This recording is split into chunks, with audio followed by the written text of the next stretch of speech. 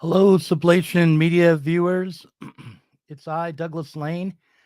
Um, Today we're going to be talking about Caleb Maupin. He is a controversial figure on the left. To be honest, I don't know a lot about him. His reputation precedes him. I've heard that he is a MAGA communist, that he's a patriotic socialist. Um, it seems that the viewers of this channel, the people who tune in for the stream, have some opinions about him at the outset as well.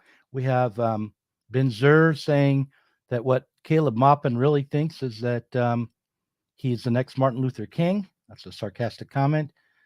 Captain Snackbeard says he thinks if this can't hit me laid, nothing will. I guess indicating that Caleb Maupin's politics are not sincere. Joseph Grosso says, you guys couldn't find someone better to talk to than this crackpot? I guess not. The Danarchist says, who is Caleb Muppet and why should I care what Caleb thinks? Well, let's find out. And then, of course, Reclaimed Dasein, the Heideggerian Stalinist, says it's someone trying to get attention. Done. Now, perhaps all that's true. I don't know. We'll find out on the other side of this intro. What we have is a pretty detailed and long interview with Caleb Maupin that Ashley Frawley, who's not here live on the stream, but who will be on screen in just a moment, she interviewed him and recorded that interview just the other day, and we'll be seeing that on the other side of this intro. In the case of nuclear or radiological fallout, people living around potential targets such as military bases and chemical plants may be advised to evacuate.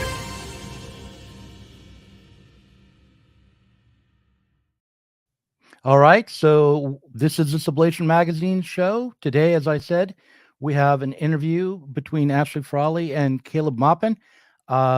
We will find out what Caleb Maupin thinks, and after the interview, I'll have a parrot room where Patreon supporters, our patrons, will be invited to participate. So you can go to the Patreon, find the link to StreamYard, and join in. The first 9 people who show up in the green room for StreamYard will be brought onto the stream, and we'll talk about both Caleb Maupin and the interview, but also we will discuss other current events and things of interest to socialists in America. So here is the Caleb Maupin interview. Caleb Maupin. I'm the founder of the Center for Political Innovation. I'm a journalist with international television.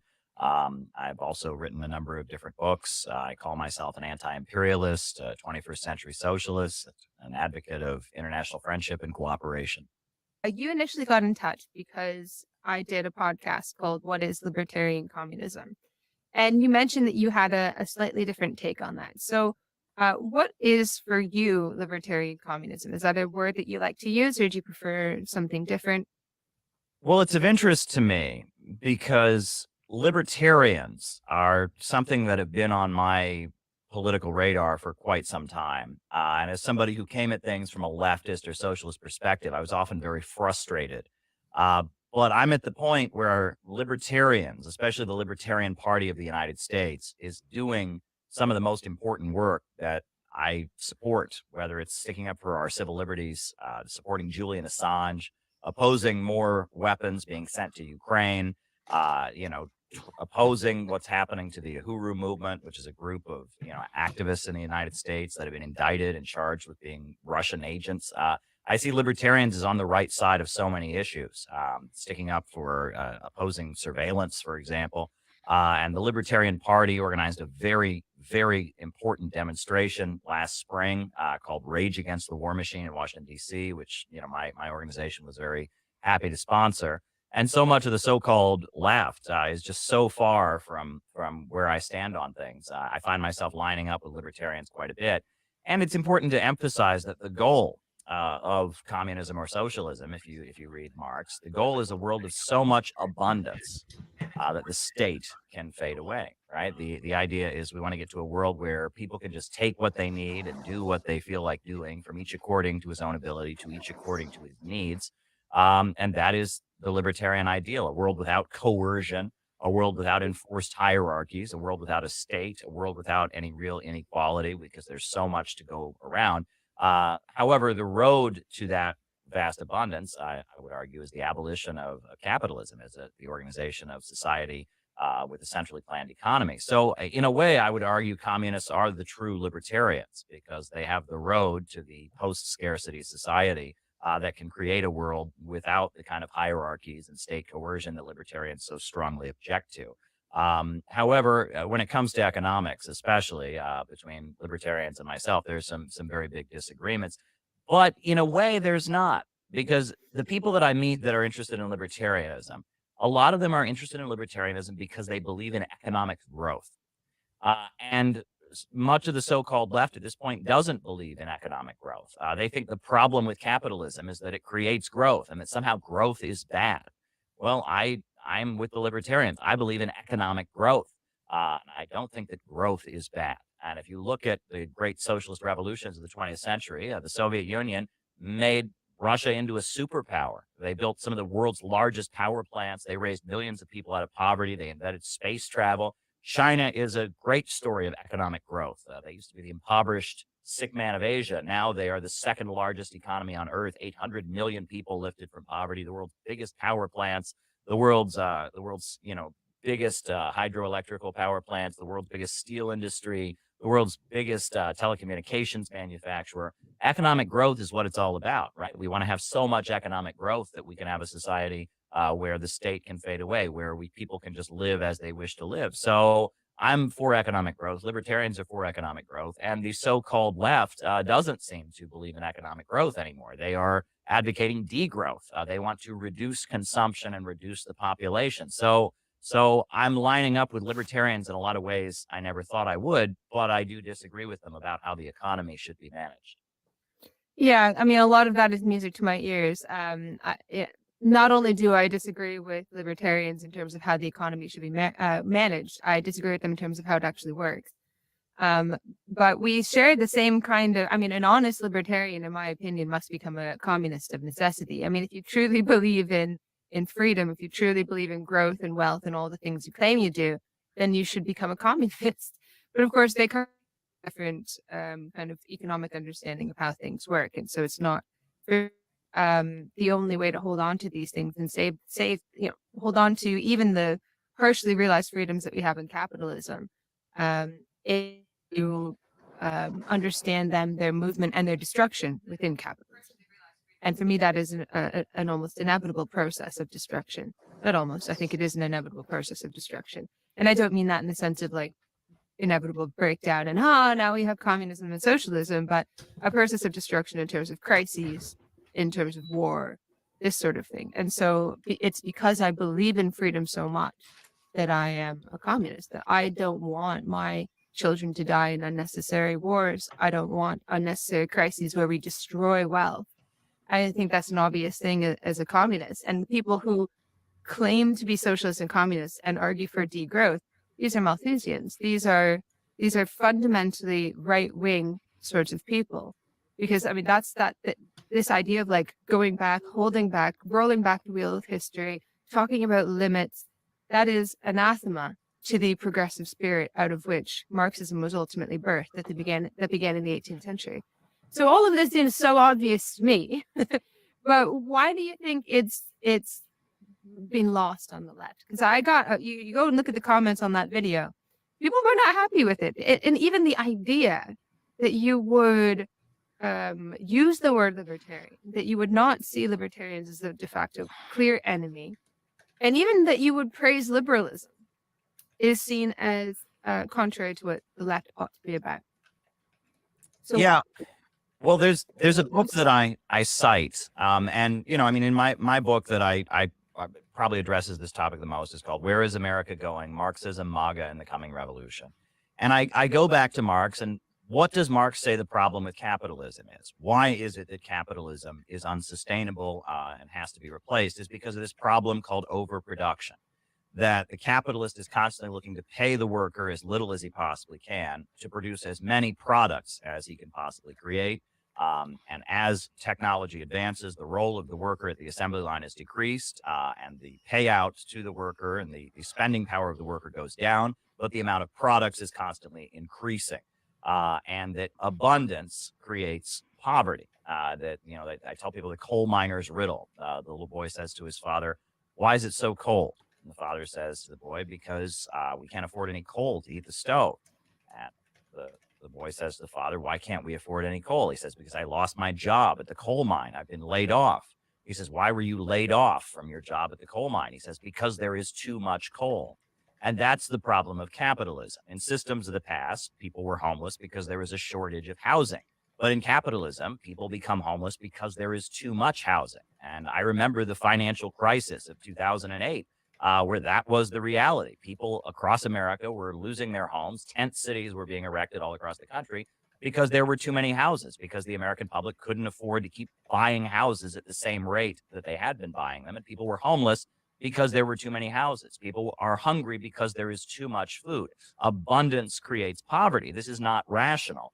And Marxism says the answer is to take control of the means of production, and the banks, factories, and industries, and the centers of economic power should be organized according to a central plan, so this problem of overproduction is overcome, and that growth is no longer restrained by the irrationality and the artificial restraints of the market, right? That is the Marxist argument. If you read Socialism, Utopian, and Scientific by Frederick Engels, so when people talk about degrowth, that's not Marxism at all. Marxism is trying to unleash the productive forces so that growth is no longer restrained. However, and I often reference, and in this book I quote, there's a book called The Yankee and Cowboy War by Carl Oglesby. That was an attempt to try and explain what the political crisis of the 1960s was. And it echoes Carroll Quigley, who was like a mentor to Bill Clinton, who was an academic. It echoes some other analysis that has gone on that argues that in American politics, there has been a fight between the ultra-rich, what you can call the Eastern establishment, the Rockefellers, the DuPonts, the Carnegies, the ultra-rich families that are entrenched, that tend to be involved in the oil industry and are, dominating certain Wall Street banks, and the lower levels of capital, many of which are tied in with the military-industrial complex and military manufacturing. And that the lower levels of capital tend to be conservatives. These are the forces behind the John Birch Society and some of the far-right groups that emerged in the United States in the 1950s, and McCarthyism, and the more liberal Eastern establishment. And they tend to be behind the more liberal think tanks, the Institute for Policy Studies, the Council on Foreign Relations. And it's that push and pull between the Eastern establishment that wants a very kind of managed, stable society so they can stay at the top, and the lower levels of capital that want complete deregulation because they want to make money, and they're just interested in making money. And that is the push and pull, and that most of the so-called left have kind of reduced themselves to being the foot soldiers of the Eastern establishment, of the ultra-rich, in their struggle to contain and restrain the lower levels of capital. And that kind of defines American politics in the Cold War years. And if you look at it, especially in the 1980s, with the rise of the movement against nuclear power, very much we saw the left being the foot soldiers of big oil, which saw nuclear power as putting them out of business, and saw the military-industrial complex as hurting their efforts to manipulate and kind of subvert the Soviet Union from within.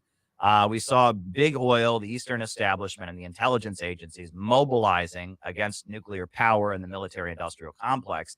And we see the left kind of just reduced to being the foot soldiers of the Eastern establishment. Now, if you put into that the understanding that it was the intelligence apparatus of the United States that created Silicon Valley and created the computer revolution, and it wasn't the market that did it. It was they realized they had more money to spend and they could engineer the United States being at the center of the computer revolution. And Zbigniew Brzezinski wrote his book about the technotronic era and how it could be through control of information that the United States could win the Cold War. Silicon Valley, Microsoft, Google, all of these corporations, Amazon, kind of sprung up due to geostrategic decisions that were made by the intelligence apparatus. And you can kind of see Silicon Valley, the tech monopolies, and social media, and the control of information coming from the West as an outgrowth of that Eastern establishment. And then you can also see Donald Trump and the forces that have rallied around him as largely being the lower levels of capital.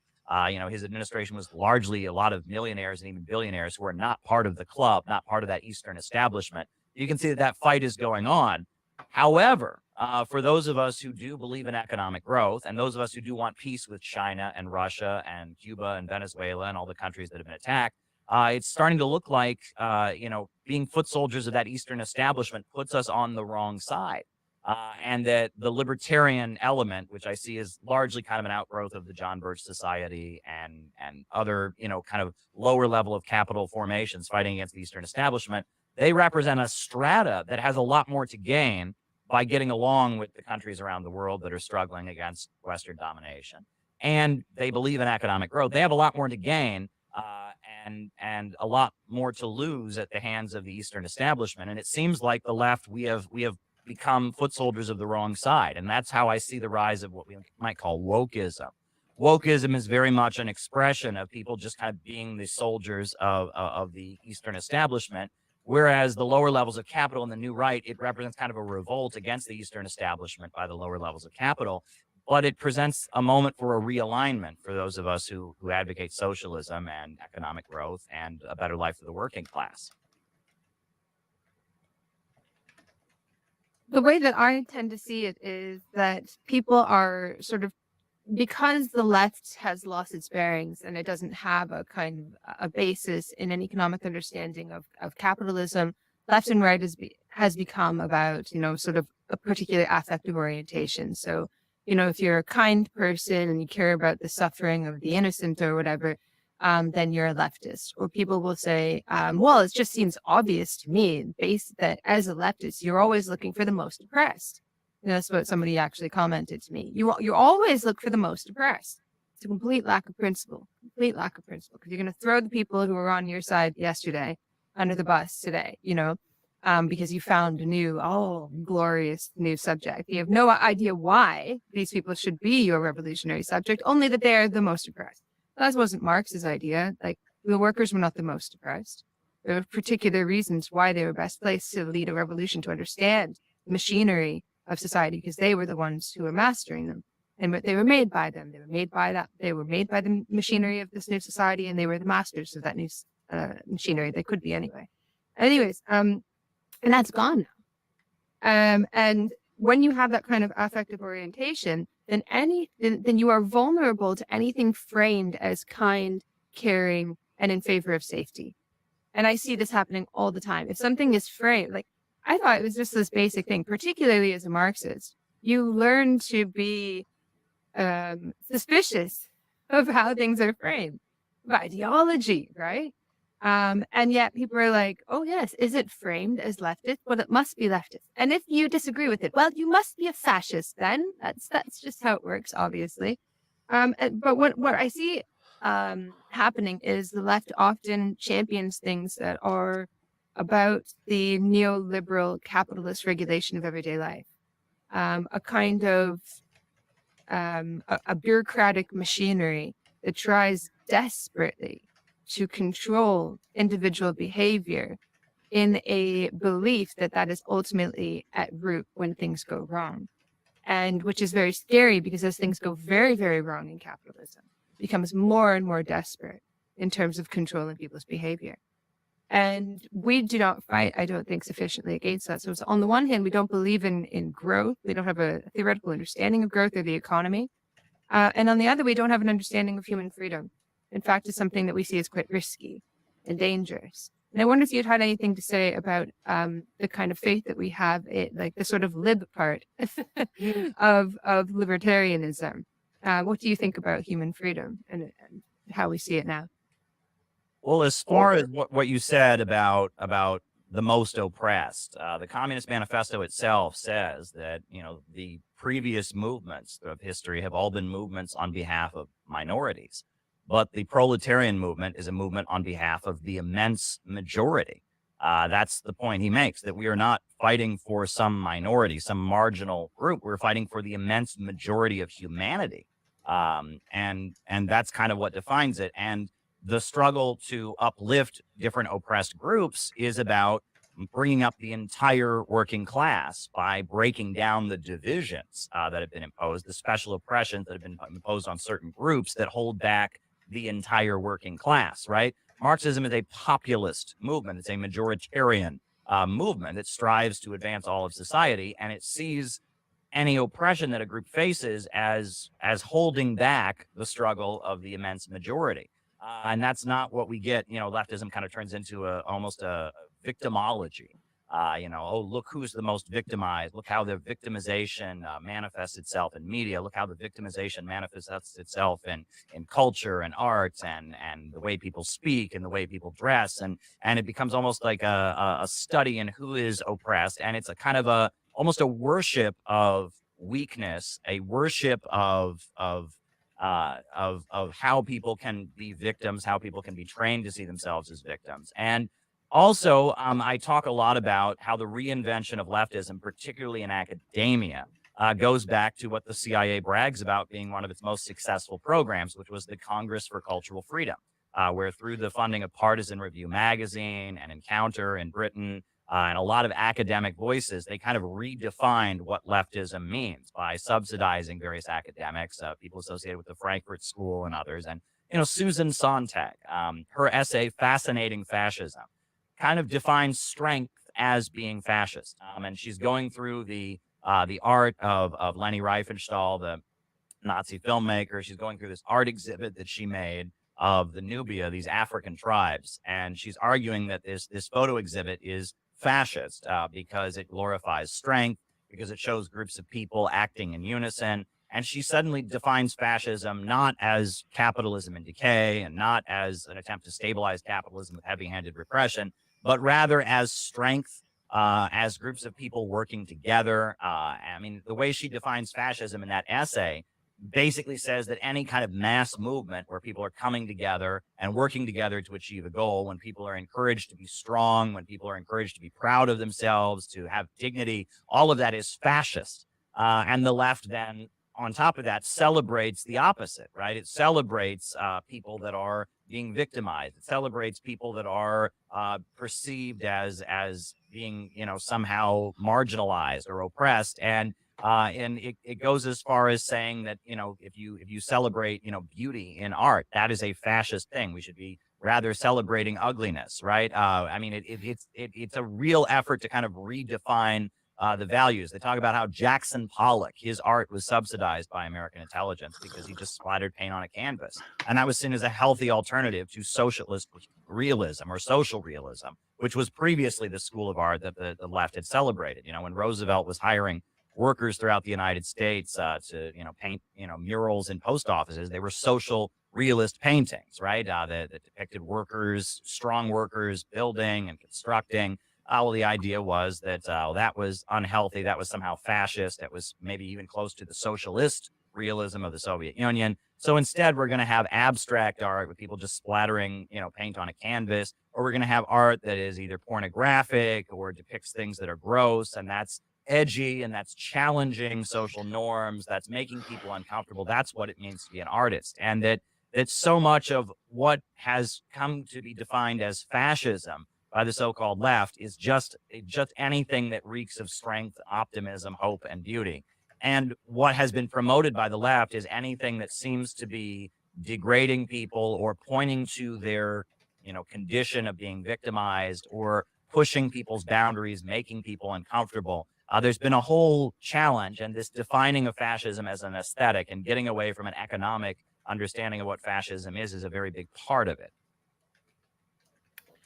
I feel like that what people wind up doing is they having, again, lacking a kind of theoretical basis, they just sort of champion the opposite of things. Or even the opposite of like the ideology that's presented to you. So they're like, capitalism is about economic growth, which is not correct. But anyway, at a certain point, it undermines its own ability to keep growing. So we are for degrowth. Capitalism is about freedom. So we're about unfreedom. It's like all the most horrible things. It's like becoming a communist because you read Atlas Shrugged and sided with the enemy. Like yes. that actually sounds great. No, it's a caricature. Like Jesus Christ. But what winds up happening then too is that the working class becomes redefined as a potentially fascist force. And I think part of this is because there's a very powerful kind of ideology, particularly in America, which views and understands the Second World War as the outcome of unrestrained democracy. And that it was the working class. You know, if you think about, I always picture in my head when I say this line, like Metropolis. Do you ever see that movie that like that filmmakers are just constantly referencing and mocking us? I always think about the woman like does the dance and all the workers lose their minds, and it's like that's how we understand the rise of fascism. That the working class just kind of like lost their mind instead of realizing that what fascism actually was, or obviously there's a distinction to be made between like National Socialism and fascism in Italy and so on. But leaving that aside, essentially it was the mobilization of ideas that were already very powerful in the amongst the sort of cultural elites. Not very powerful amongst the working class, and the Nazis had a lot of trouble making inroads into the working class. But these were ideas that were already very, very powerful. And so what winds up happening is instead of understanding like why this ideology became so powerful in the cultural sphere at a particular time, this like staunch anti-liberalism, we have a legacy of the Second World War that understands, you know, the Holocaust and so on as the outcome of workers who just like got a little too much democracy and lost it, which is an incredible insult to the working class. Sorry, you want to say something? Well, no, I think you're absolutely right. I've often criticized Hannah Arendt's book, Eichmann in Jerusalem, which, you know, when I was a young college student reading it, I thought it was very profound. It was a message about nonconformity and being a free thinker. But if you actually look at it, it's very much a message that is the idea that, you know, deep down, most working class people are potential Nazis, right? The idea that Nazism flowed from some inherent flaw in human beings, right? That deep down human beings just have the potential to be cruel. It didn't flow from the breakdown of capitalism. It didn't flow from capitalism needing to reboot itself with mass destruction. You know, getting rid of the economics of fascism and just saying that fascism is because human beings have these authoritarian impulses they can't control. And I mean, Theodor Adorno in particular, his book, The Authoritarian Personality, which was promoted. This is a big Frankfurt School text that was promoted by, you know, intelligence with the, you know, Congress for Cultural Freedom program. It basically says that there are people out there who have the ability to join mass movements, to become part of a group, to work together to achieve a goal. And that is very dangerous because that's potentially fascism. And I see a continuity with Leo Strauss, the intellectual father of neoconservatism. His work, Persecution and the Art of Writing, basically argues that, you know, history is driven forward by these great intellectuals, these philosopher kings in the Platonic sense, who are persecuted by the mob, the vulgar mob of average people, who, if they get together, are all potential Nazis. And the equating of the Soviet Union and Cuba and China with Nazi Germany, saying that these are just variations of the same system. They're both totalitarian, and they both are examples of what happens when the vulgar mob gets, you know, emboldened to suppress the great intellectual. That narrative is very much what has become leftism. It has absolutely nothing to do with Marxism, Leninism, with the Soviet Union, or with the general global anti-imperialist and communist movements that have existed. It's a very toxic narrative that celebrates kind of the intellectual elite that needs to control the masses of people who are all potential Nazis and potential authoritarian fascists deep down. It's a very, very toxic narrative. And what's interesting is it seems to be shared by both the left and the right. The right emphasizes the economics of it. Right, Ayn Rand is talking about the great individual who's being suppressed by the mob. You know, Howard Rourke, the brilliant architect who's being suppressed. The left is talking about, you know, sexual nonconformists, or it's talking about different marginalized groups, how they're, you know, oppressed by the mob of people that are ignorant and bigoted. But it still kind of sees the bulk of humanity as the enemy. And it sees some kind of enlightened, you know, special elite as the savior, whether it's, you know, the elite, you know, being the industrialists on the right, or the elite being the enlightened academics and free thinkers and philosopher kings on the left. It still has this viewpoint that the masses are the enemy, and the elite are the ideal, and the masses need to be restrained from holding back the great elite. And I really see philosophical irrationalism in this. I see Nietzsche, and I see, the belief of the Ubermensch. I mean, this is the Nietzschean, Because philosophy. ironically, it's incredibly fascist. Yeah, In their distaste for the masses. Is fascism, yes. And actually, you've anticipated my next question, because it seems to me that this is actually a common ground between today's left and many liberals and libertarians, as well as the right wing. That they're, and even actually, some of the countries that you mentioned, China, where there is a creeping anti-democratic impulse. And I wondered if you had anything to say about that sort of more general kind of anti-democracy. Well, what I point out to people is that freedom in any society is directly linked to development. And this is something that is frequently obscured. We are basically taught that freedom is a matter of morality. There are good societies that have freedom. There are bad societies that don't have it. There are evil leaders in countries that don't allow freedom, and there are good leaders that allow freedom. And no one anywhere in the world was talking about human rights and the rights of man and anything like that until like the 1400s in Europe. And why is that? Were people just evil until then? Until John Locke was born, everyone was just an authoritarian, evil tyrant. And suddenly in Europe, somebody became enlightened and realized that people should have freedom. Well, no, it's because freedom is linked to a level of economic development, right? I mean, you couldn't have the level of freedom that we have now in medieval times. If you're having an agrarian economy with a very small life expectancy, with people barely being able to, grow enough crops in order to survive, the idea that you could have everyone think and say and believe whatever they wanted, society would have fallen apart. And that it's economic development and growth that paves the way to more freedom, and that there is a direct link, and that when societies are underdeveloped and when they are impoverished, they tend to be much more authoritarian. And as societies develop and become more stable, they become more free. And that, in the United States, our Constitution says that in a state of war or domestic insurrection, civil liberties go away. Why? Out of necessity. Because, during the U.S. Civil War, you didn't have freedom of speech. During the Second World War, we didn't have freedom of speech and freedom of assembly because we were at war. But as society becomes more stable, you have more freedom. And that link is not made, and that the road to freedom is economic development. And as societies become more developed, they can become more free. And I think that as China develops, it has become more free. There's way more religious freedom in China today than there once was. There's way more freedom of speech in China than there once was. But they've come a long way because they've been rising up from nothing. They've been rising up from poverty, and that link isn't made. And I would argue that as our economic conditions here in the West are becoming worse, and as living standards are dropping, the life expectancy in the United States is the lowest it's been in 25 years at this point, we're becoming less free. And you can see that all around us. That I think the height of American civil liberties was probably during the 1960s. The Warren Court of the U.S. Supreme Court, was making rulings that honestly I wonder about, right? I mean, Brandenburg versus Ohio, a Supreme Court ruling that basically says you can call and advocate violence as long as it's not imminent, right? I don't know any other country in the world that would advocate. It would say you can advocate acts of terrorism and violence just so long as they're not imminent. But there was a huge amount of civil liberties in the United States, starting in the 1960s especially. But we've seen with anti-terrorism legislation since 9/11, we've seen gradually that starting to be rolled back because U.S. society is becoming less stable, and there's more instability, and that necessitates more authoritarianism.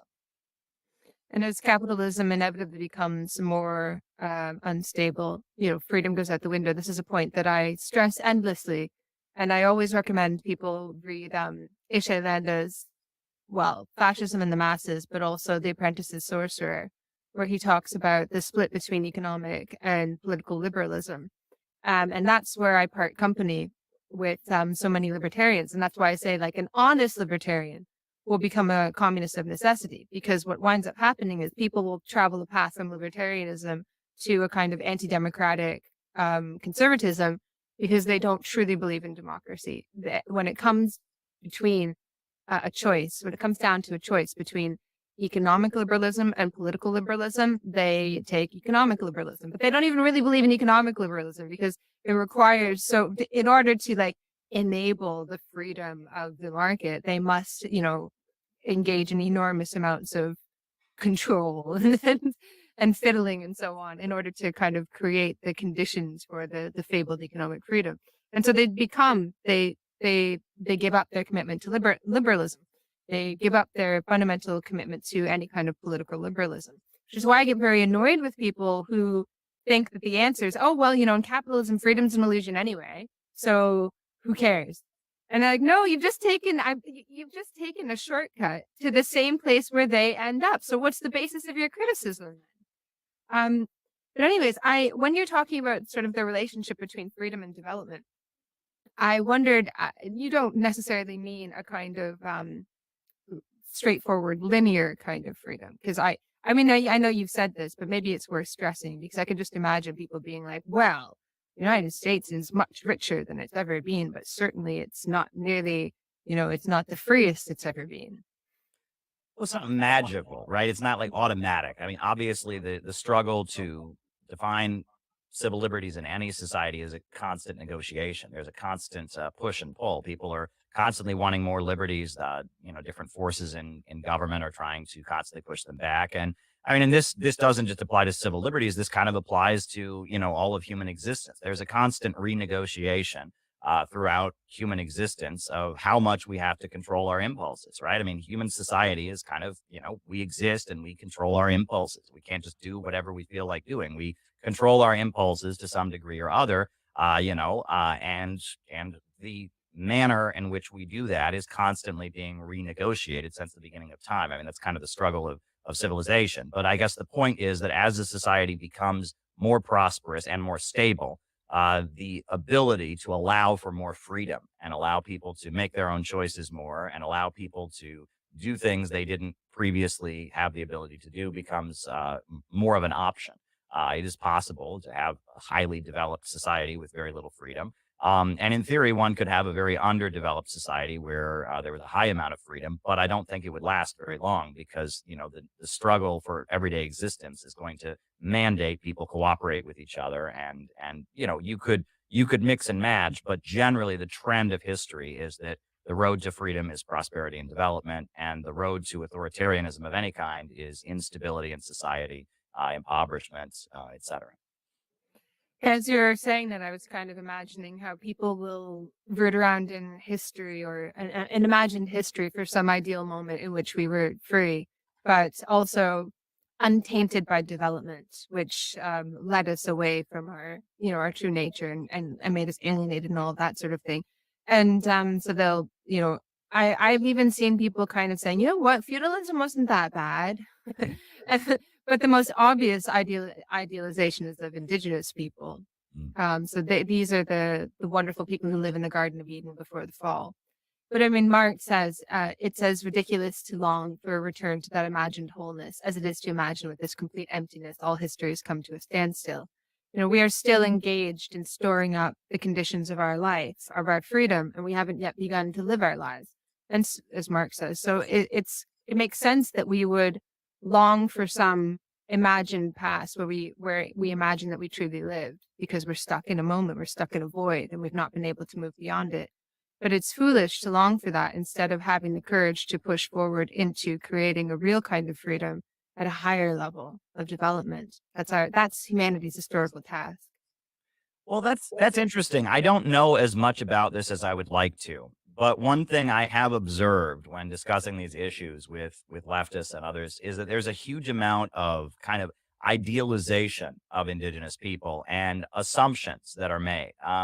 The LGBT movement, for example, likes to talk about, how there were tribes in America that had many different genders, and it tries to give the impression that indigenous people were just so open and tolerant. And I've heard indigenous activists say that, no, there was no homosexuality before the white man came. And that's just completely a projection.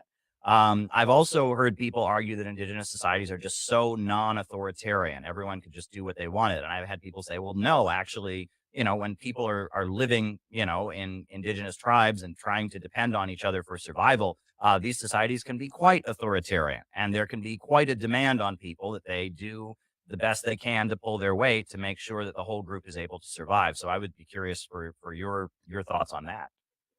Oh, well, it's funny because people will whine about cultural appropriation, but they've got no problem sticking their hands up a historical indigenous person's ass and using them as a puppet for their for their particular causes. Like, oh well, indigenous people had two-spirit, da da da. And if you can't buy a pair of moccasins from somebody on a reserve and actually like let them have a fucking livelihood. Sorry, I obviously feel very strongly about this. But you can steal their supposed history and use it to justify whatever it is you want to say about our society. But anyways, the other thing too is that it's extraordinarily racist because what you're doing is you're denying a full humanity to people, and full humanity means good and bad. And so people that just become these sort of angelic placeholders for everything that you wanted. And I've written about this as well in the past, where it also constructs the kind of present indigenous subject is permanently tainted because they have been kicked out of the Garden of Eden. And the only way that you can kind of go back to and achieve some kind of wholeness is not as a dynamic historical individual, but to go back and recover your culture. And conveniently, what is our culture is whatever present society stands up as this should be your culture, which is just whatever is trendy in the current culture. But you'll get me on a rant about that. But the most common kind of response that I get to these kinds of ideas, not just what we're saying now, but sort of what we were talking about before, is look, we can't develop anymore. We do have to find ways to live harmoniously with our environments. That's why they love indigenous people. That's why they put up the idea of the noble savage. They imagine that there was a time before the fall where we can be the guardians of that, and we have to go back. Humanity has gone too far, and that is just a scientific fact that we can no longer develop. We have to learn some other way of being, and that's what draws people to communism. What do you think about that response? Well, that's not communism. That's Julius Evola. Julius Evola, the Italian fascist. He wrote about the demonic nature of the economy, how growth is inherently bad.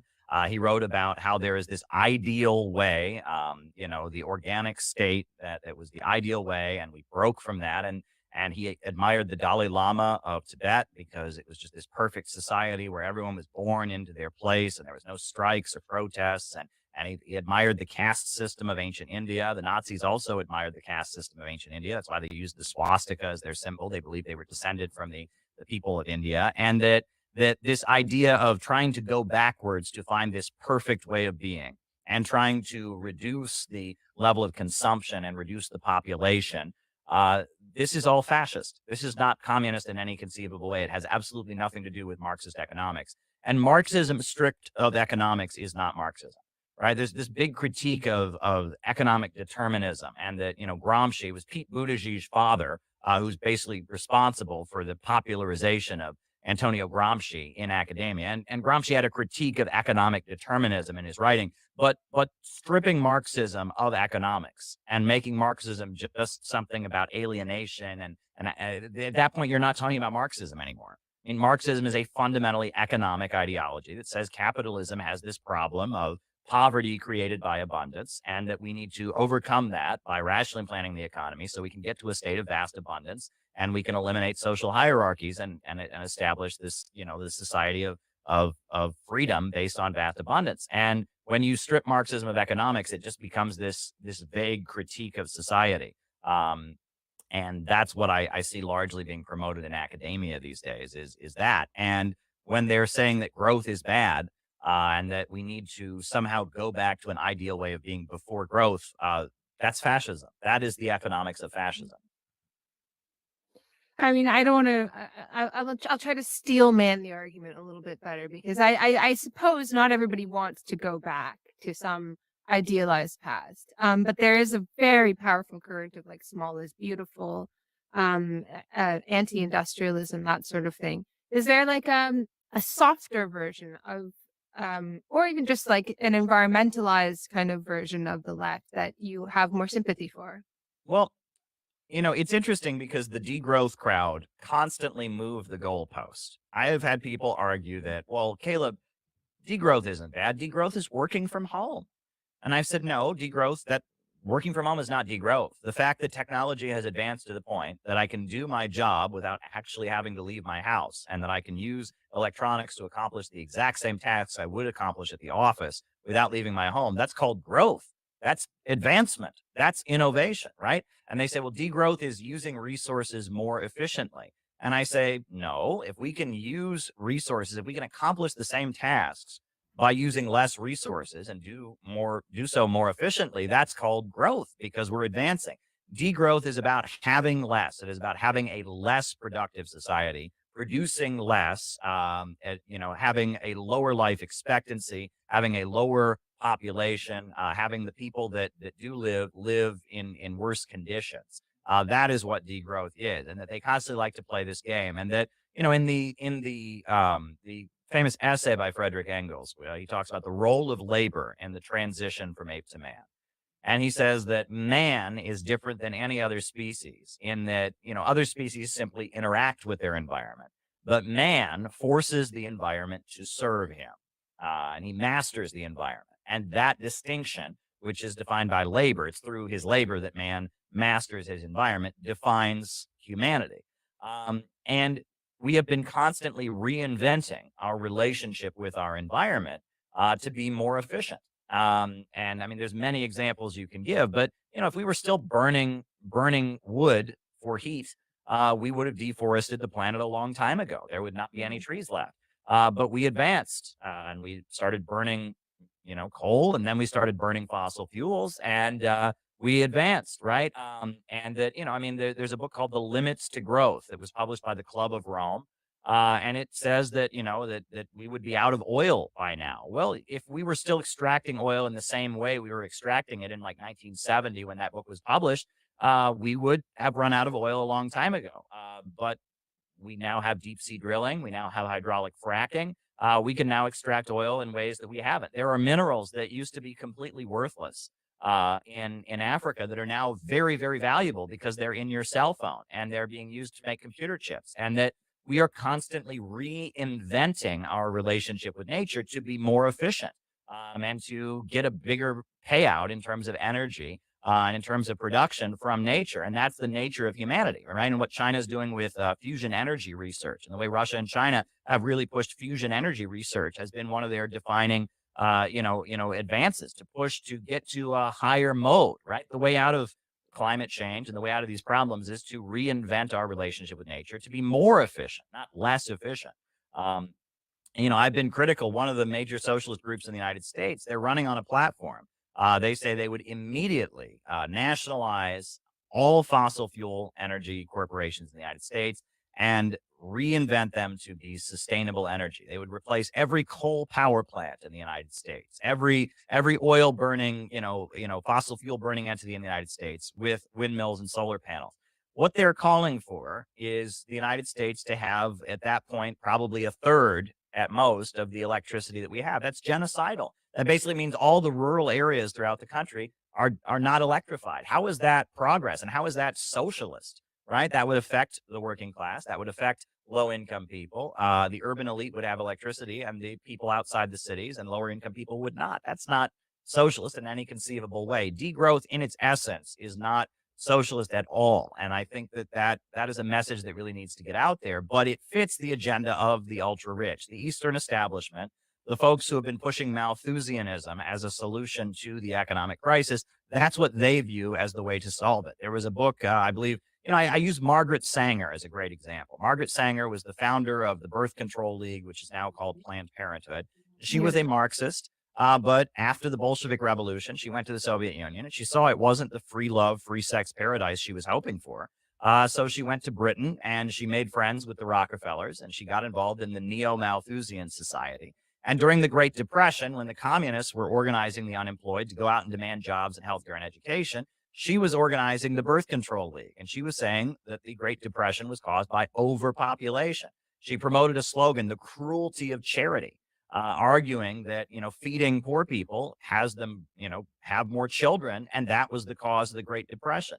And she was speaking at Ku Klux Klan meetings and other events, urging birth control as a way to reduce the population and arguing that the Great Depression was rooted in human beings and their drive to procreate and their drive to grow and have a better life. And that the Malthusian worldview that is the basis of so much of what we're seeing, that is what calls itself leftism now. And that's simply not consistent. And I get frustrated with my libertarian friends because they often will say things, they'll quote Margaret Thatcher.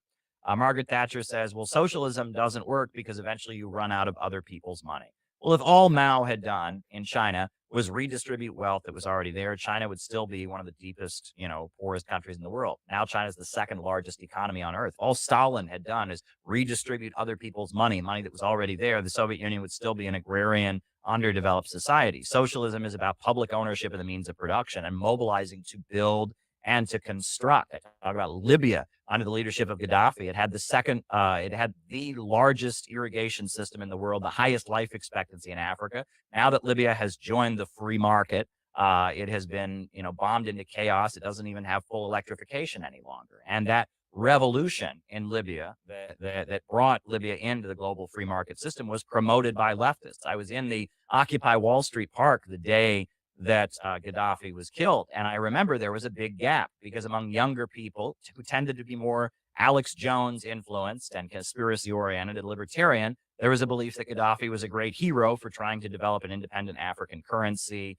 And among the professional NGO left, that included Trotskyites and anarchists and people working for the big foundations, there was a celebration of Gaddafi's death because he was a dictator, because he was an authoritarian, et cetera. And there was a real gap. And it was reflected, it was a class divide, right? These foundation trust fund kids who work for big foundations, who become leftists as a job, as a way to pay their bills, and feel like they're social justice oriented and they're making a contribution to the world. They were the ones that supported the color revolution that destroyed Libya. And it was the working class people who tended to have more of a conspiratorial approach, who tended to often see themselves as libertarian because they're seeing authoritarianism creeping into their lives. They were the ones that opposed the destruction of Libya. I got into an argument with this incredibly rude, mean person on Twitter, and I couldn't believe I was like engaging with this person in good faith, and he was like calling me all these names and that sort of thing. But he was absolutely certain that Marx didn't believe that there were that the limits to capitalism were simply internal. And he had this kind of weird idea of like external, internal kind of limits. But I think that's one of the most important things that people need to understand about Marx's understanding of capitalism is that the limits are internal to the system itself. And there's so much from bourgeois economics that we have imbibed now that people find it very difficult to understand that. So on the one hand, they'll say, oh, well, they think they're being critics of bourgeois economics by saying, oh, homo economicus is a myth. Actually, human beings don't act like that. Well, bourgeois economics agrees. That's how they explain why things go wrong. The economy is too good for you, too good for mere humans. Marx doesn't need that. You can presuppose the same liberal humanist subject and you will still have the same problems. And the limits are internal to the system. Even in the perfect functioning of the system of its own logic goes into breakdown. Pessimism has become almost the official ideology of Western society. Pessimism is everywhere in all different forms. Economic pessimism, oh, we just can't keep growing. Personal pessimism, that there's no point to life. Human beings are just inherently cruel to each other. I mean, pessimism is just oozing from Western civilization right now. And I would argue that is, I mean, it's almost like, when we were kids, we used to play a game, King of the Mountain, where one kid tries to get to the top of the hill, right? And what essentially has happened is that the Western ultra monopolies, they've gotten to the top of the hill. They have, dominated the world economy. Wall Street is very much, it's oil bankers, right? It's ExxonMobil, BP, Shell, and Chevron. It's Chase Bank. It's HSBC Bank. And the Western ultra monopolies have gotten to the top of the hill. And because they're there, history must end so they can stay at the top of the hill eternally. Mm-hmm. And history doesn't want to end.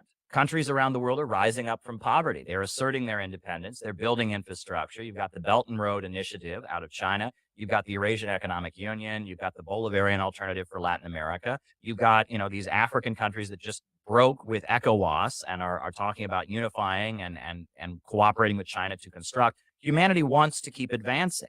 And the ultra monopolies are saying, no, humanity must stop advancing so that we can stay at the top of the hill forever. Human growth was great. Humanity was great. It was fun. But now it must end because of the environment or because of COVID or because of whatever. So we are going to lock down the global economy and no one can advance so that we stay at the top of the hill eternally. And the bulk of humanity is just not going to accept it because the nature of man is to grow. Human beings want more than they already have.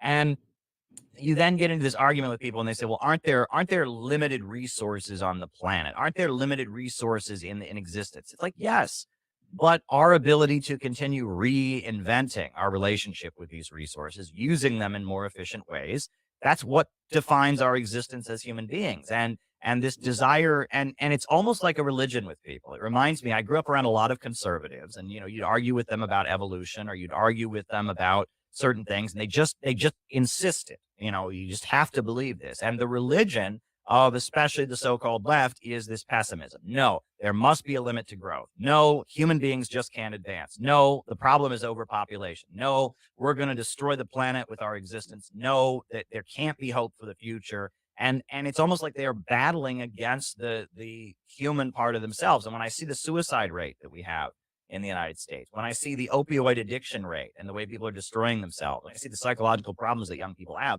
I see it as this pessimism that is just pushed out in our society at such a massive rate. It's coming from your cell phone. It's coming from your TV. It's coming from your computer. Everyone is being told they must be pessimistic. If they're not being pessimistic, if they're not being hopeless, if they're not adopting this anti-human, anti-social worldview, that they're somehow doing something wrong. And that is what we are really up against. And when I go to Russia and China, and when I go to Venezuela, and when I go to Iran, I hear the opposite. I hear a belief in humanity. I hear a belief in growth.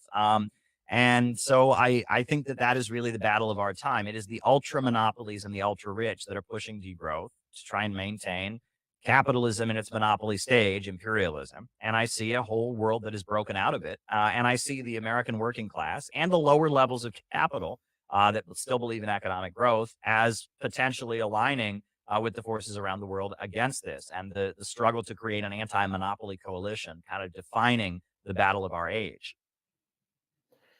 That's in many ways uplifting. That there is a kind of way out of this. And the fact, I think one of the things that makes people so annoyed with the working class is that they have been propounding a view of subjectivity of like what you should be as an ideal subject that is fundamentally weak and damaged, that understands itself as a risk, that constantly looks for expert guidance in terms of how life should be lived. And that says, you're actually just a very weak, vulnerable individual. This world is moving so fast. Like you look at like PMC types, they're always just whining about the ceaseless force of change. That change is necessarily bad for you. But the great thing about humanity is that we're extraordinarily adaptable, and also the bad thing, because it leads us to be terribly exploited and to withstand enormous amounts of exploitation and normalize it in our cultures and so on. Oh, right. Okay. But most people do not see themselves in that way. Most people still stubbornly believe that they can have judgment, that they do have autonomy, that they are reflective and potentially they're reflective and free-willing human beings that are therefore capable of living in a democracy, of deciding how they're going to live their lives. And they hate that. And those in power are constantly trying harder and harder to say, no, you must understand as a good citizen, you must understand that you're actually quite weak and feeble. And people don't like that. And if there is any bit of light at the end of the tunnel, it's that stubborn refusal to accept yourself as a weak and broken subject. Sorry. Well, no, I mean, there are many examples of this where it's like the liberal order, it tends to rule by de facto, right? We were told, for example, in the 1990s that Russia was free because Boris Yeltsin was the president and it was a free country. And now we're told that Russia is a dictatorship because Putin is the president. Well, in Russia in the early 1990s, they elected a government, that tried to stop austerity in the country. And then Yeltsin dissolved the parliament and then sent the military to shell the parliament, and 186 people were killed. And then in 1996, the USA worked very, very hard to make sure that Boris Yeltsin got reelected. They had all kinds of There's even documentaries bragging about it. The Clinton administration bragged that one of their great achievements was making sure the Communist Party didn't win the 1996 elections in Russia. But that was called freedom because they were in charge. But then when Putin got in, well, now it's a dictatorship, even though the majority of people voted for Putin and the economic reforms that Putin brought in were very popular. But it's a dictatorship because they're not in charge anymore. And there's many examples of this where, if something is not under the control of the liberal order, it's declared to be authoritarian. And if something is under their control, that's just the way it's supposed to be. It's just natural. And that's kind of the way this is played. And that this even plays out in everyday life, right? That, if you make a choice, if you decide, I am going to only consume this media, I am only going to live this way, I am going to start exercising, well, that's, you're being authoritarian, you're being fascist because you're making a decision about your autonomy and your way of being. But if you just kind of go with the flow and let your existence be defined by what you see on Twitter and Netflix and you live your life as they direct it, then you're being free. Then you're thinking for yourself. I can't tell you how many times over the years when I was a young activist leafleting and handing out literature about socialism and communism, people would say, I can't read that because I think for myself, right? That was a really common response. Well, I can't read what you're handing me. I think for myself. And that think for yourself means doing what the liberal order wants. And if you break with that, then you're in a cult, you're brainwashed, you're being authoritarian. And that's the way that we've come to think about these things. So it's a matter, I really tell people, it's really a matter of seizing control of yourself and saying, I want to live a certain way, and making a decision for yourself and not allowing yourself to just kind of have your existence guided by all these mechanisms that they have created to just nudge you to live a certain way. It's really the struggle for freedom in our time and the struggle to develop strength. I mean, and this can go to like personal life in terms of like exercising and such, right? I mean, it's a struggle to say, I will live my life as I choose to live it. And I will not just kind of go with the flow and let them guide the way I live my life. And people look at that and they say, well, that's authoritarian. That's fascist. That means, especially if you're joining a group of other people to live that way, you're in a cult, you're being brainwashed, you're being controlled. And that's the way the liberal order kind of operates. And so it's understanding that if you just kind of go with the flow, if things are just as they're supposed to be, you're really allowing the most powerful people to rule. That rejecting their rule requires, at least on an individual level, asserting will. No, but don't you know it's for your own good? Don't you know it's for your own good? If you left to your own devices, you're going to choose wrong. Listen to the experts. Right. And they will empower you to be free in the right ways. Okay. But you had said that you had a different idea of libertarian communism than perhaps that I had espoused in that previous video. And so far, with the exception of maybe I don't know, maybe I'm less optimistic about particular countries like China, that sort of thing, which is a whole other discussion. But I agree with what you're saying. So what if anything, is different in your conception of libertarian communism? Well, generally, people who call themselves libertarian communists don't advocate a planned economy. They argue that worker cooperatives should be autonomous, and that we can have, worker-owned enterprises that are autonomously created without state coercion, and that the worker is a co-owner of the enterprise, and that's the road to socialism. But that doesn't address the built-in problem of capitalism, the problem of overproduction. That doesn't address the problems of profits and command, right? The problem with capitalism is the rule of the market and the rule of profits. It's not simply that the worker and the factory owner are not equal, right? That's one of the issues that Marx talks about, but it is not the fundamental problem. And that this kind of fetishization of worker cooperatives. Worker cooperatives can be good, but the greatest examples of worker cooperatives are in communist countries. I mean, the biggest worker cooperative in the world is Frawley Technologies in China, right? It's a cooperative under Chinese law. Harvard Business Review called it the greatest example of profit-sharing working. The collective farm system in the Soviet Union was cooperative. I mean, there are cooperatives that exist in a socialist society, but the idea that we're going to overcome the problems of the market by just, having an employee stock ownership program, that is my biggest, disagreement with the bulk of people who call themselves libertarian communists. They seem to believe that if we don't utilize state power, if we don't have the state on our side, we can just kind of voluntarily on our own create these worker cooperative enterprises. And I just find that to be a complete illusion. that anarchism as a school of thought rejected all politics and argued that we just create socialism on the basis of voluntary association. Social democracy argues that capitalism just kind of naturally turns into socialism one step at a time. First, we have public schools, then we have labor unions, then we have free healthcare, and one thing to another, the West just kind of naturally gets to socialism. But the Marxist understanding, Marx and Lenin, all the way up to 21st century socialism, Deng Xiaoping theory, et cetera, is that this is a struggle for political power. The state is in the hands of the capitalists at this time, of the elite, and that it is a struggle to mobilize society to take control of the state so the state can oversee control of the means of production and create a planned economy. And that's what I think the answer is. We need a government that fights for working families, right?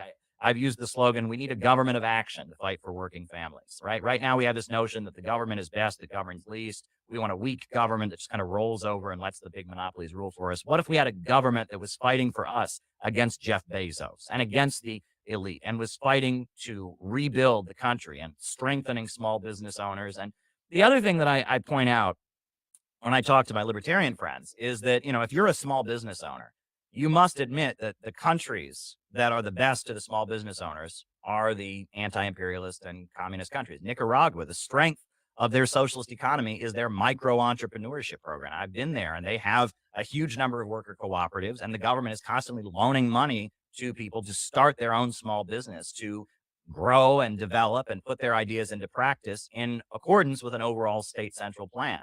And the same for the Russian government, the same for the Chinese government. They are constantly cultivating and promoting small business owners to exist as part of an overall plan for strengthening society. Whereas here in the West, where we supposedly believe in capitalism and the free markets, the small business owners are being crushed, and it's the ultra monopolies that are securing their grip on power, and the state is helping them to do so. No question about it. But we're not seeing the state actively promoting the role of the small business owner. And I think that's the Soviet Union is never coming back. The Soviet way of doing things, it had its great successes. That way of doing things gets countries over the first hurdle, right? It industrializes. It builds a power grid. It wipes out illiteracy. It builds a modern education system. It paves the roads. But once you reach that level of industrialization, that's when socialism begins to have its problems. Post World War II in the Soviet Union, you started to have, some level of stagnation. And China, by developing Deng Xiaoping theory and by implementing the market, they were able to overcome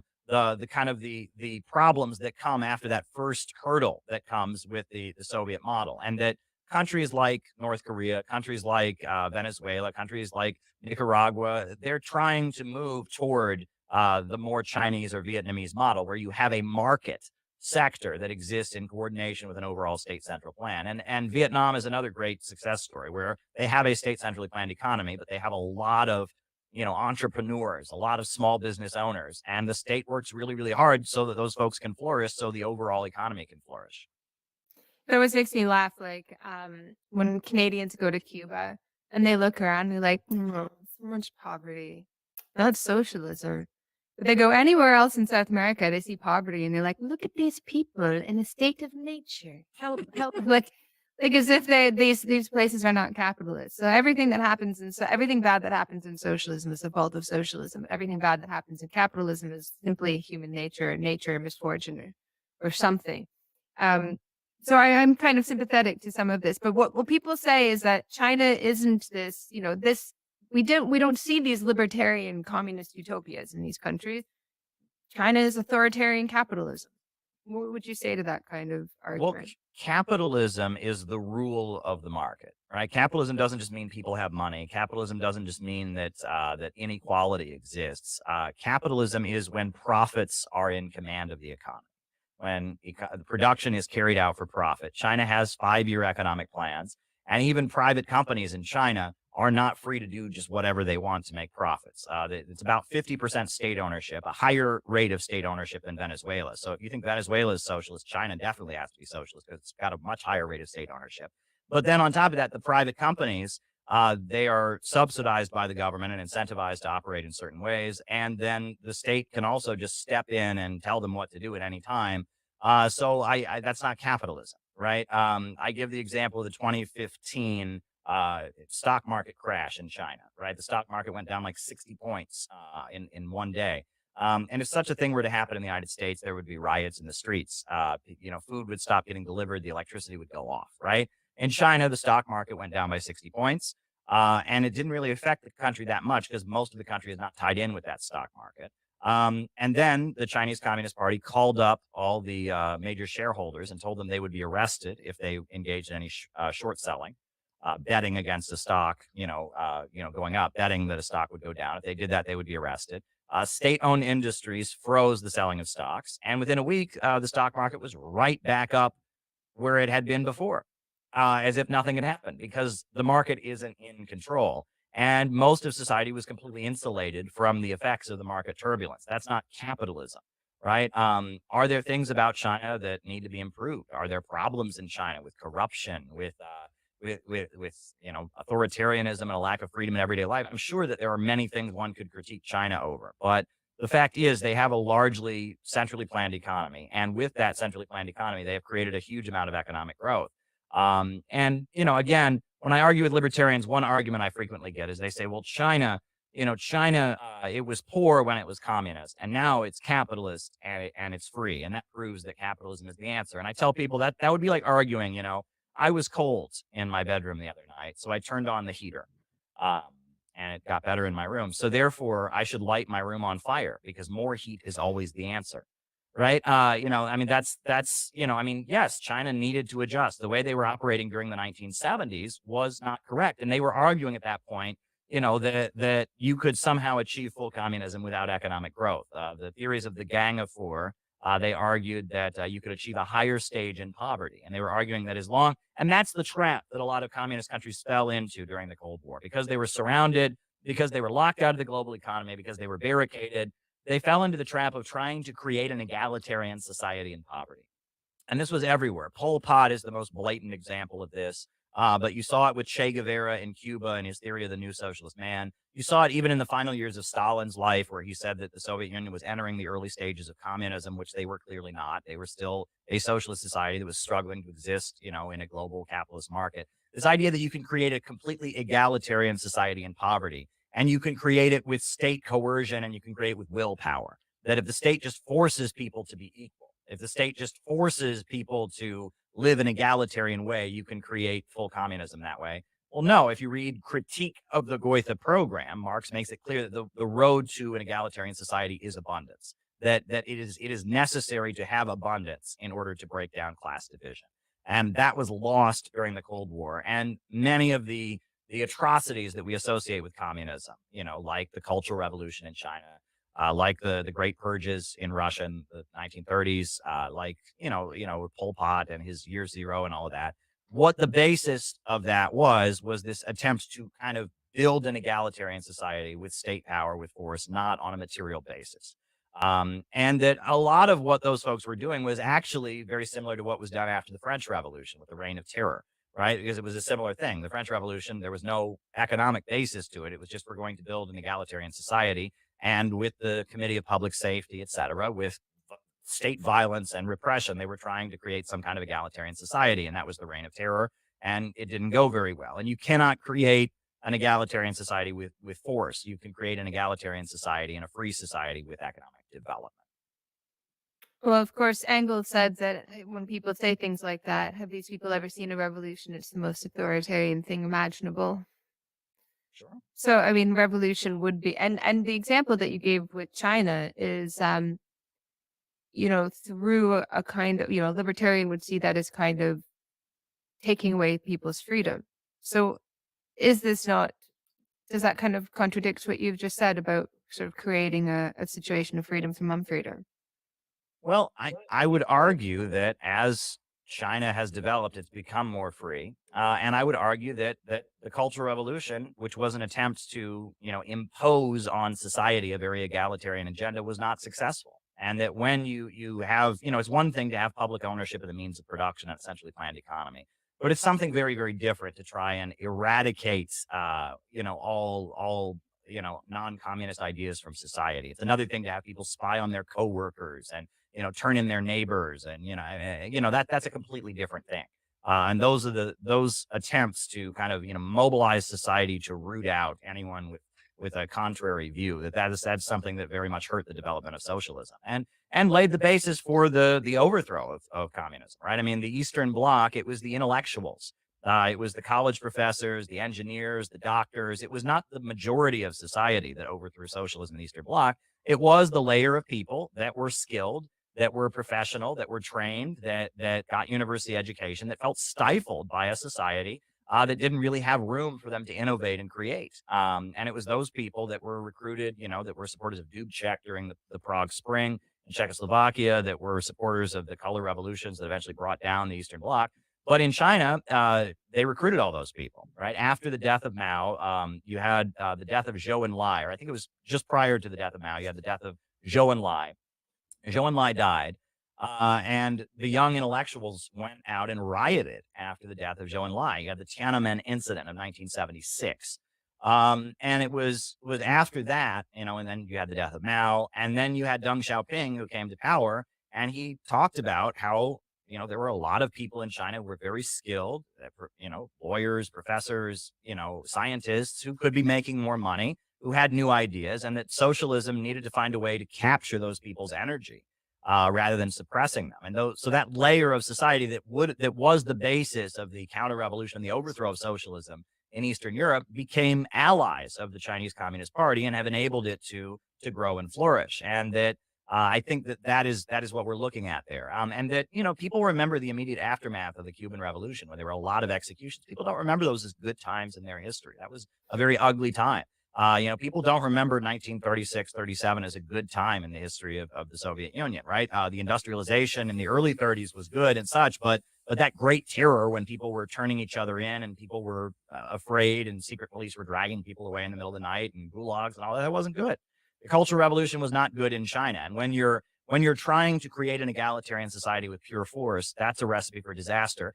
And that is Jacobinism. That's not Marxism. And that is also the ideology of the woke left. That's what they're doing. They don't want to change the economic base of society. They just want to enforce on society that everyone must be not racist, not sexist, not homophobic. And we're going to, with cancel culture and with public shaming, force onto society our egalitarian agenda. And they have taken economics out of it. And it's rather just this kind of this mobilization of the mob to create an egalitarian society. That's what they want. And that's Jacobinism. That's not Marxism. I've kept you longer than I said I would. So this will be the last question. No problem. Sorry. So you mentioned before about libertarian communists kind of having perhaps fetishizing worker cooperative, that sort of thing. And this is always the danger when you try to redefine or repurpose political labels for your own usage. You have to engage with this baggage. But I often refer to myself as a libertarian communist to the extent that labels are useful and all that stuff. Because I am not a libertarian socialist, because I don't know the way forward. I don't know. I know what is possible. I don't know the way to get there. And I wondered, what is your vision of what is possible and how to get there? We need to create an anti-monopoly coalition. This book I have, it's from 1949. This was the leader of the Communist Party of the United States, William Z. Foster. He published this book, The Twilight of World Capitalism. And the Cold War had just started. And in the book, he kind of lays out his vision of how the Communist Party could come to power in the United States. And what he called for was the creation of an anti-monopoly coalition of the working class, the small business owners, the different people in society who didn't want war, who wanted peace, who wanted economic development, all of them coming together and defeating the war makers and electing some kind of, government that was in opposition to the forces that were pushing for, World War III at that point against the Soviet Union, and were pushing McCarthyism and police state repression. And he envisioned an anti-monopoly coalition as the road to victory. And the Henry Wallace campaign for president in 1948 was kind of seen as their attempts to build an anti-monopoly coalition. Henry Wallace had been vice president under Roosevelt. He was opposed to McCarthyism and the way the country was going. And so he ran for president. He broke with the Democratic Party in 1948, and he ran for president on a platform of civil rights for African Americans, supporting labor unions, and peace with the Soviet Union. And they were trying to build an anti-monopoly coalition. And if you look at the Chinese flag, right, the Chinese flag, we got that big star, which stands for the Communist Party. And then there's 4 other stars. And those 4 stars stand for the block of 4 great classes. And it was the peasants, the workers, the urban middle-class capitalists, and even the national bourgeoisie, the national capitalists, all of whom were united by the Communist Party in their struggle to raise China up from poverty. And what we need in the United States is an anti-monopoly coalition. We need those lower-level capitalists who right now are supporting Donald Trump or the new right. We need the labor unions. We need the small business owners. We need forces in this society who reject degrowth and want the economic rebirth of the country to come together and manifest themselves in some kind of anti-monopoly coalition. And part of doing that is realizing that Russia and China and Venezuela and Iran and Nicaragua and all these countries that have been locked out of the global economy, the reason they're locked out is they want economic growth and they want to break out of the dying Western imperialist financial system, and that they have natural allies, and that some kind of anti-monopoly coalition is the answer. The Center for Political Innovation, we've put forward a 4-point plan. One would be a mass mobilization to rebuild the country, something like what Roosevelt did with the Works Progress Administration. Hire the unemployed, hire the young people, and send them out to build new roads, new universities, new power plants, new hospitals, et cetera. Mobilize the country to be rebuilt. Step number 2 would be public ownership of our natural resources. Oil and gas and coal and timber, the natural wealth of the country, should be used to benefit the country, not just benefit, private owners on Wall Street who happen to have a piece of paper that says they own it. Step 3 would be the creation of a national bank and, the elimination of debt, and a bank that lended money strategically in a plan to economically rebuild the country. The nationalization of credit and the centralization of credit in the hands of the state, and the lending of money strategically in order to have economic growth. And then step number 4 would be the enactment of some kind of economic bill of rights that would include education for the population, healthcare for the population, but also employment, and enacting an economic bill of rights. And those 4 things, they wouldn't add up to socialism per se. But if you were able to defeat the power of the big oil monopolies, if you were able to defeat the power of the big banks and institute a national bank and eliminate debt, if you were able to mobilize the country to rebuild and enact an economic bill of rights, at that point, the working class would have so much power. And the power of the big corporations and banks would be so defeated that you'd be pretty much on the road to socialism. And so that 4-point economic plan that people from all different sectors of society could be convinced to support, that the small business owners would benefit from, that the lower levels of capital would benefit from, that the working class people who are conservative would benefit from, the working class people that are socially liberal would benefit from, the different ethnic communities would all be benefiting from this kind of economic reboot of the country with kind of state central planning. That is what we would argue is the road to creating some kind of anti-monopoly coalition. But ultimately, what needs to happen is there needs to be an awakening of working people. They're going to need to start to, assert themselves and take responsibility for the future of their country. And if you look at the socialist revolutions that have always happened, they've involved the population being mobilized and community organizations and people in their neighborhoods and in their communities coming together and asserting themselves and deciding that they are going to take responsibility for the future of their country. So, we ultimately needed an awakening of democratic participation and involvement of the people. That's ultimately what's needed. And we hope with the Center for Political Innovation to stimulate the conversation that could lead to something like that. But what's going to happen is going to be way bigger than we are. And that, a lot of people, I see this dual delusion among people who call themselves socialists and communists. On the one hand, they have it in their minds that they are the one.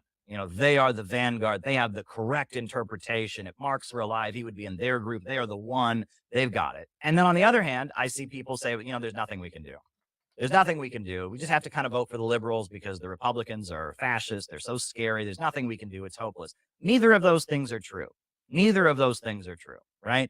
Nobody who calls themselves a communist or a socialist in the West right now has any base among the population, has any popular support. No one's the Bolsheviks. No one has the one true interpretation, okay? We are a marginal layer of this society. At the same time, there's plenty that we can do, and that is to mobilize and go to people with a program. That is to spread the truth about these ugly wars. That is to connect with the people that are rejecting the authoritarianism that's being imposed in their everyday lives. There's plenty that we can do to change the course of history. And our small organization, the Center for Political Innovation, we've done a huge amount in our small time of existing with our small amount of resources. We've done a huge amount to change the course of political, development in this country. I mean, I'm shocked sometimes at how much we've been able to accomplish because we've dared to go out and do it. And there's so many people that call themselves socialists and communists in the United States. They're almost like, it's like Moby Dick. They're chasing a white whale. If we can just take over the Democratic Party, if we can just take over the academia, if we can just take over alternative media, if we can just take over the labor unions, then we can do something. No, just do it. Center for Political Innovation has been founded on the premise that we don't have to wait for anyone to put a crown on our head and anoint us the one and give us permission to do it or give us some access. We just do it. We have organized our organization. We have put on conferences. We have had events. We are just doing it. And we're not waiting for anybody's permission to just do it. And that has inspired people. So that's what we're about. That's great. I have so much that I want to still ask you because I didn't think, well, what do you think about the farmers? Because you know that I'm part of MCC Brussels, right? So this is a conservative think tank. Oh, okay. I didn't know that. And oh yeah, so this is why people call me a fascist. Side note. But they were like they were the only people who were fighting on the side of the farmers, for instance, while everybody else is calling them fascists. Anyway, so there's so much I want to talk to you about. Gosh, I'm gonna have you back. But are there any questions that I didn't ask that you wish I would have asked? No, I think we pretty much covered it, but I would love to come back and talk about the farmers because I support the farmers. I think that we need more food now, not less, and that, degrowth policies in agriculture are negative. The idea that we should have less food now, not more, is just asinine. And the arguments people use, well, these farmers are right-wingers, these farmers are racist, and all of that, that's not the essence of the argument. Should we have more growth and expansion of the agricultural sector or not?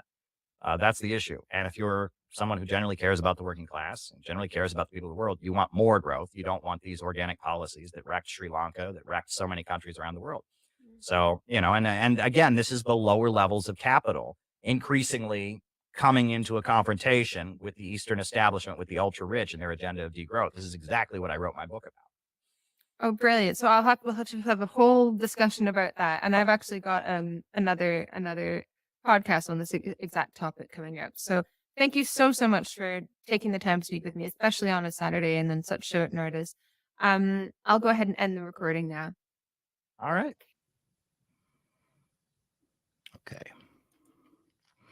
Okay, so that was the Caleb Maupin interview. In about 8 to 9 minutes, we'll be starting the second stream in the Parrot Room on our Patreon, where 9 patrons will be able to join the stream and discuss this conversation. There's a lot to discuss. Obviously I'm some sort of left com, so I'm not a big fan of everything that Caleb Maupin had to say. I didn't see him as particularly fascist, but some people in the chat did. We can talk about that. And I look forward to seeing all your faces, or, if you don't want to show your face, you can just keep your camera off. But yeah, join us in the Parrot Room, join me in the Parrot Room and everyone else who will be there. And thanks for watching the interview. We'll be talking about it shortly. In the case of nuclear or radiological fallout,